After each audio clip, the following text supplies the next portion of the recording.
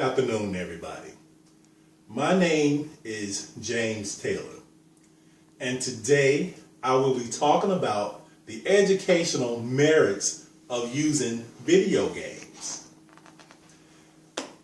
Here I will be talking about the benefits of using video games for teaching purposes, the types of video games that are out here for teaching purposes, and also the cost for these games. A recent study from the Education Development Center and the U.S. Congress supported RTL, Ready to Learn initiative, found that a curriculum that involves digital media such as video games could improve early literacy skills when coupled with strong parental and teacher involvement. Why use video games as an educational tool? The first reason is the social benefit. It allows kids and their parents and others to spend quality time together, such as spending it with your family or using that time to play video games, and you get to know your kid a little bit better, and your kid also get to know you a little better. And maybe, who knows, your kid may ask you a few questions that he wouldn't normally ask you during that particular time. They may feel more comfortable with talking to you. Also, it allows kids to make friends with others. It develops your friendship skills, because most kids are introvert most of the time when they're around new environments. It also bridges the generation gap when you have your grandparents playing video games with their grandkids. And that's a wonderful time when grandparents can spend time with their grandkids and the kids teach them how to play video games. Also, you have the pro-social games. These games teach you how to work together. It will engage helpful behavior. The second is career benefits. The career benefits for video games are: you need developers for video games, people to develop and design new video games out here every day that kids can use and play, and also adults, not necessarily just kids, to play and learn. Complex games demonstrate high-order thinking skills, and it helps you build your strategic thinking, problem solving, in a preventive analysis. It helps you plan, formulate, and execute. It also teaches you how to adapt rapidly. 3, it helps you encourage cooperation and teamwork, such as doing multitasking. When you have to do more than one thing at a time, you have to think, and you have to think ahead. Also, it helps you build your team building skills when working with others and playing the game together with other people from different areas. Number 4 is building confidence. McGill University Department of Psychology developed a program that allowed kids to develop their self-esteem and self-acceptance. It gave them a more positive feeling when playing the game. Number 5, it also promotes exercise.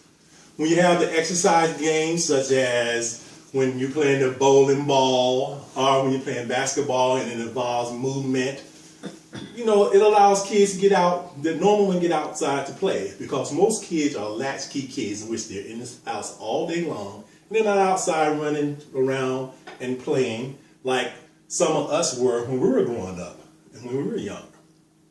And also, number 6, you have group and social play. Group and social play is dealing with family relations, where it helps you develop a better relationship with your family. For instance, if you go into a family reunion, you decide to do a game, make it more exciting, where you all can play together, play the video game with members and new people. It also helps with competition. It gives you that feeling that, you need to compete, you need to win, like most people like to compete playing games. And then plus it gives you bragging rights. All right, we also have leadership. Also, when you're playing video games, you are on your own. When you're playing by yourself, it allows you to lead your team. If you're playing a game where you have a team, you have to go in and save someone. Or you're playing basketball and you're the star player in the video game. Or even with the football game.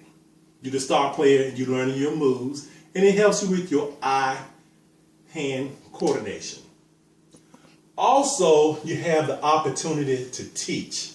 To teach other people and other friends or family members who come over to your house and you all want to go play some video games and you have a new game out there that some people never played before.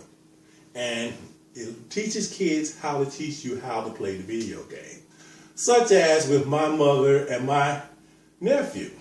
He teaches her how to play video games on his computer, which she has never played before because she's not that computer savvy. But you know how it is when it comes to older generations. And most of them don't want to even learn about, computers. But it's a great game, and he really enjoys her playing with her, and she enjoys playing with him.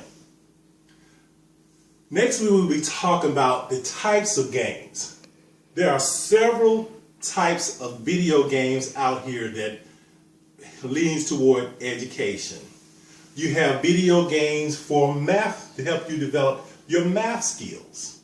These games help you with problem solving and also teach you how to set up a problem when you're trying to solve it. You have the history games such as Age of Mythology, Age of Empires, and Civilization. That may spark a kid's interest about geography, history, and other things, in which they would like to go out on like a treasure hunt or something like that. You never know. That can be our new history teacher. Next, we have problem-solving games and the planning games. These games are games such as Legend of Zelda Defender. It teaches you to search, negotiate, plan, and try different approaches to advance to the next level. And it helps you with your thinking skills and helps the kid with their problem solving skills. Allow them to do more than one thing at a time, like multitasking, using hand-eye-hand coordination. Also, you have number 4, the healthy eating games and exercise games. Those games are out there to help kids learn how to eat properly, eat the proper food, their diet intake, and exercising to help kids lose weight or even motivate them to do certain things that they would normally do. And normally with kids, if they see something like a video game or even a commercial, and it excites them and it helps them to learn and develop their skills. When it comes to exercise, it makes them want to jump around, move around, play, or whatever. Also, we have the costs for educational games. The first game that we will be talking about is Dora's Birthday Adventure. Dora's Birthday Adventure runs you about $40 on the Wii and about $20 on the PS2. It gives small kids a jump start with school readiness. It helps them to develop more skills about when they're leaving home for the first time, where they're going to school, they're meeting new kids or new people, and how to deal with that and socially interact with others. Next, we have Nickelodeon Fit video game. It's an exercise game. It's allow kids to jump, to run, to race, to hula hoop, and also play, tossing the football around. This costs you about $40 on a Wii. Next, we have I Spy Spooky Mansion. This is a group game where a group of kids come together to solve as many clues as they can find. It works on boosting your game skills and your reading skills and your word and spelling. It costs about $30 on the Wii. The next game we have is Toy Story 3 video game. It boosts kids' problem-solving skills. It runs about $40 on the Xbox 360 and also on the PS3 and also the Wii. So you can play that particular game on all three video consoles. Last, we have Super Scribble Knot. It's an old-fashioned grammar and spelling game, which runs you about $30. And it helps kids with developing their grammar and also help boost their spelling skills, which a lot of us can use today. Even with me, with some of my grammar at times. So my name is James Taylor, and that is my input on the educational merits of using video games. I would like to thank you, and you have a good day. Bye-bye.